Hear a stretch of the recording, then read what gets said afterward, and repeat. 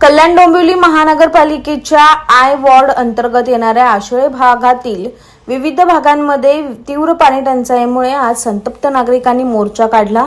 आत्माराम नगर, रघुनाथ नगर, विशाल colony, Tuljabhavani चाळ, रमेश कडू चाळ, साईकुंज colony आणि श्रीकृष्ण कॉलनी या परिसरामध्ये गेल्या दीर्घकाळापासून पाण्याची गंभीर समस्या भेडसावत आहे। नागरिकांच्या म्हणण्यानुसार आठवड्यातून फक्त 2 दिवस पाणीपुरवठा केला जातो, तोही अनियमित आणि ठराविक वेळेवर नसतो। यामुळे महिलांना, वृद्धांना व लहान मुलांना मोठ्या अडचणींना सामोरं जावं लागतंय। अनेक वेळा तक्रार करूनही पाणीपुरवठा विभागाकडून दखल घेतली जात नसल्याचा आरोप नागरिकांनी केलाय। याच पार्श्वभूमीवर आज राज चौहान, अश्विनी राज चौहान, शेफाली खान, राहुल गुप्ता, शिवचरण यादव तसेच अन्य स्थानिक रहिवाशांच्या नेतृत्वाखाली मोर्चा काढण्यात आला। मोर्चा दरम्यान नागरिकांनी प्रशासनाच्या विरोधात जोरदार घोषणाबाजी करत तातडीने नियमित आणि वेळेवर पाणीपुरवठा सुरू करण्याची मागणी केली आहे। पाणी द्या, पाणी पुरवठा अधिकारी हाय, आम्हाला पाणी द्या, पाणी द्या।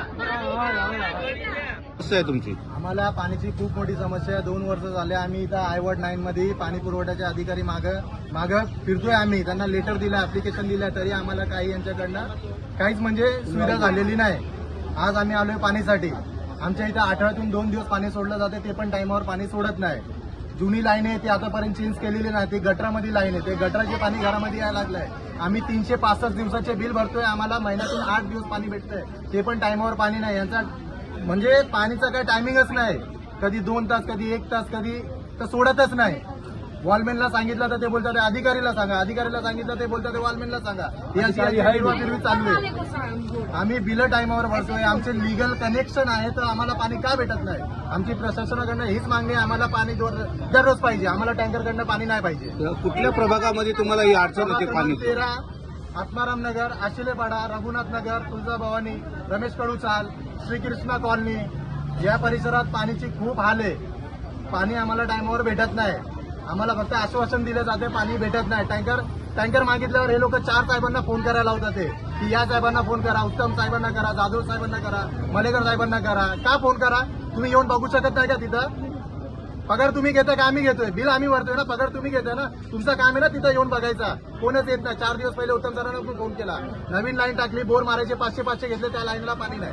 ही समस्या घेऊन तुमच्या त्या प्रभागाचे नगरसेवक कोण आहेत, त्यांच्याकडे तुम्ही गेले? नगरसेवक जागेवर नाहीत, हे पण नगरसेवक निवडून आले, ते जागेवर नाही।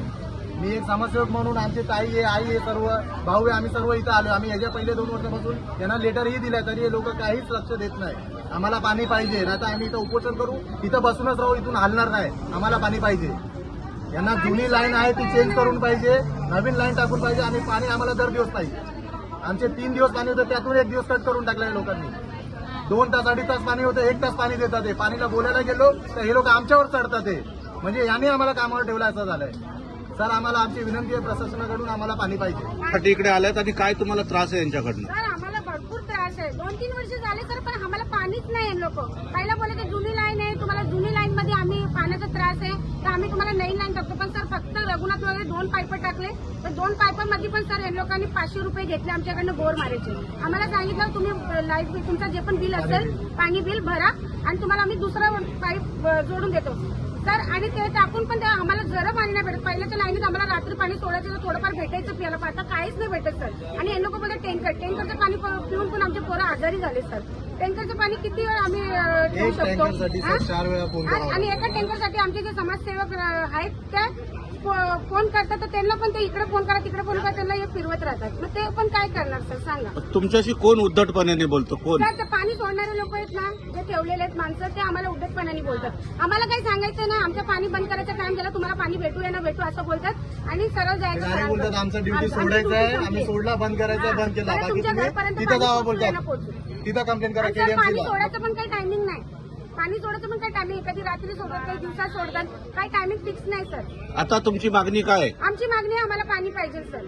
आता समजा पाणी नाही दिलं तर तुम्ही पुढचं पाऊल काय असणार? आम्हाला